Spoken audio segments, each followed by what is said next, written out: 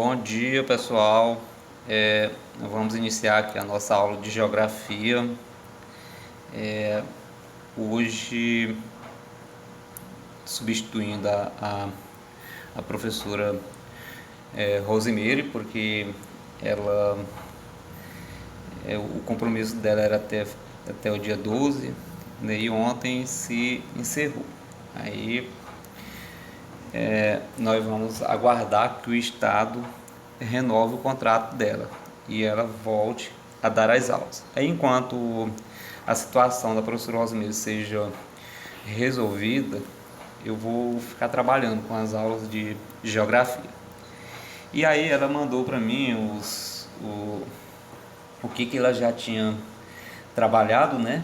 E vi lá que ela está trabalhando o capítulo 2, a temática do capítulo 2 do livro de vocês, né?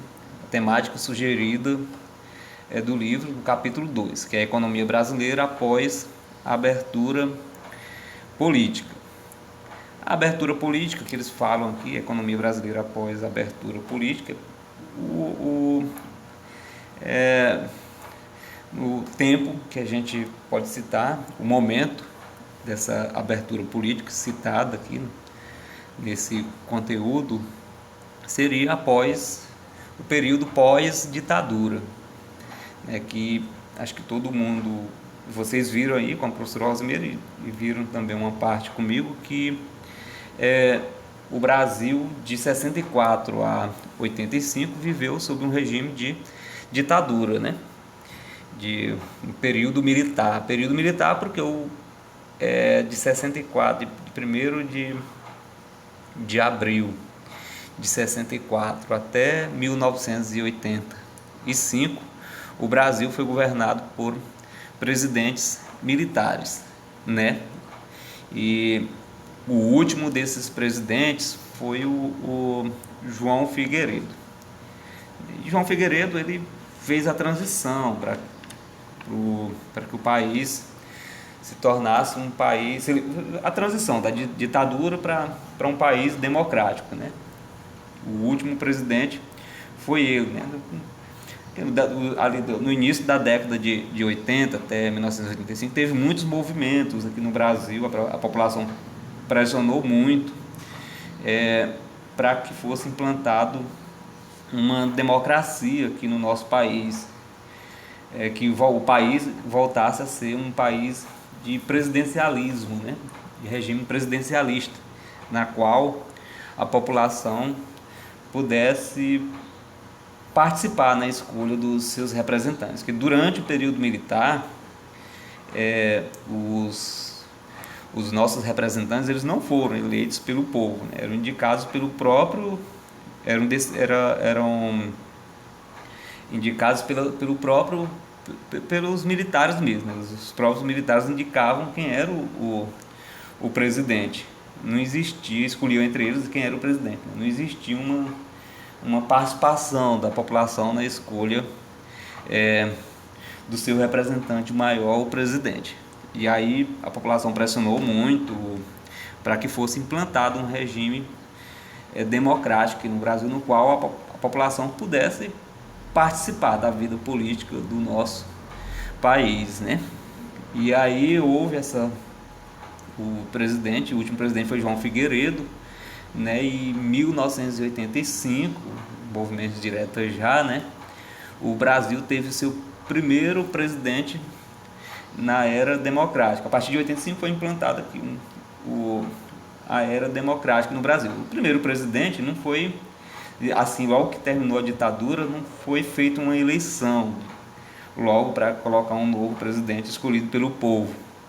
O primeiro presidente foi eleito de forma pelos parlamentares, né? Os parlamentares escolheram entre eles quem seria quem iria ocupar o cargo de presidência. Eles escolheram Tancredo Neves, né? Só que Tancredo Neves, antes mesmo de assumir, acabou falecendo, né? Teve um problema de saúde sério, passou por cirurgias, vários dias de internação, e não chegou nem a ser empossado. E aí quem assumiu a presidência, o novo escolhido para assumir através dos parlamentares foi o José Sarney.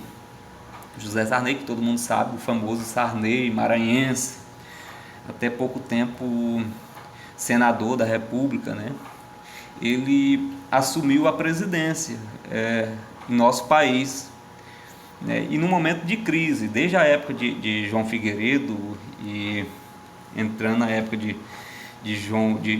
José Sarney, a década de 80, podemos dizer, o país enfrentou muitas crises, como por exemplo inflação, altas taxas de inflação, a gente vê aqui no slide posterior aí, ó, durante a década de 80 o país enfrentou uma verdadeira ciranda financeira, né? Altas taxas de inflação, os preços dos produtos eles subiu muito, né? E não acompanhado pelo aumento do salário dos trabalhadores. Quando fala assim, perda de compra dos salários, quer dizer, é a mesma coisa de queda do poder aquisitivo. A população ela não teve, não tinha condições de, o salário, o aumento dos salários não acompanhou o aumento do preço dos produtos, o que fez com que ocorresse a inflação. A inflação é isso aí, quando os preços dos produtos sobem, o preço da cesta básica sobe e os salários não sobem, a inflação. Então na época, na década de 80, as taxas de inflação eram bem elevadas, e o crescimento do PIB, do Produto Interno Bruto do Brasil, foi em média de 2,7%, então muito baixo. O país praticamente não evoluiu durante a década de 80, tanto que a década de 80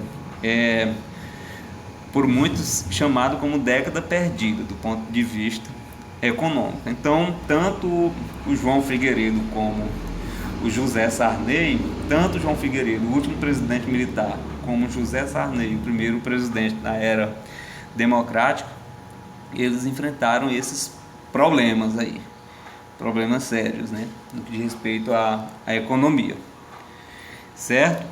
E a principal preocupação dos presidentes na época era com ajuste de curto prazo. Nenhum deles se preocupou em fazer um planejamento a longo prazo. Quando eu falo assim, ausência de planejamento, né? Quando você planeja alguma coisa pensando em ter o resultado já no amanhã, recuperar o país no amanhã, é como se fosse um planejamento paliativo, né? Planejamento, se fosse fazer um planejamento que no nosso país, para que o país desse certo mesmo, teria que ser um planejamento a longo prazo, e a população teria que ter paciência, os políticos teriam que apostar, né, e esperar o resultado. E na época não, eles lançaram muitos planos, mais planos pensando em resultados a curto prazo, né? Ou seja, houve a ausência de um planejamento a longo prazo. A preocupação dos presidentes era somente ajustar, tipo dar um remédio paliativo. Igual nós temos uma pessoa doente, está sentindo dores, você dá um remédio para a dor. Quando passa o efeito do remédio, a dor ela continua, né? O remédio é só como se fosse um analgésico. Então tem que resolver o problema daquilo que está gerando aquela dor. E aqui os presidentes eles não pensavam dessa forma, e não houve planejamento, certo? E em relação à política externa, durante o governo Sarney desenvolveu um incipiente processo de privatização. O Estado passou a exercer um papel de fiscalização e regulamentação. Assim, gente, até o início do governo Sarney, aqui no Brasil existiam muitas empresas estatais. As estatais, quando uma empresa é estatal, quem exerce controle sobre ela, quem a administra é o Estado. Nós vimos lá durante o governo de Getúlio Vargas, quando eu comecei a trabalhar com vocês, que Getúlio Vargas criou algumas estatais importantes, como a Petrobras, a Fábrica Nacional de Motores, criou também a CSN, Companhia Siderúrgica Nacional, criou a Companhia Vale do Rio Doce, várias empresas de exploração de energia, né, todas elas estatais. Quem administrava era o Estado. E o Estado não conseguia fazer com que essas empresas dessem resultados, né, fossem eficientes, né? E aí, durante o governo Sarney iniciou uma série de privatizações. O que é privatizar? Vender empresas para outros, para empresários particulares, né? E ao todo, durante o governo dele, foram vendidas em torno de 17 empresas. Aí nós vamos fazer o seguinte: eu vou interromper agora esse vídeo e no vídeo seguinte a gente dá continuidade à aula, tá bom, gente? Até daqui a pouco.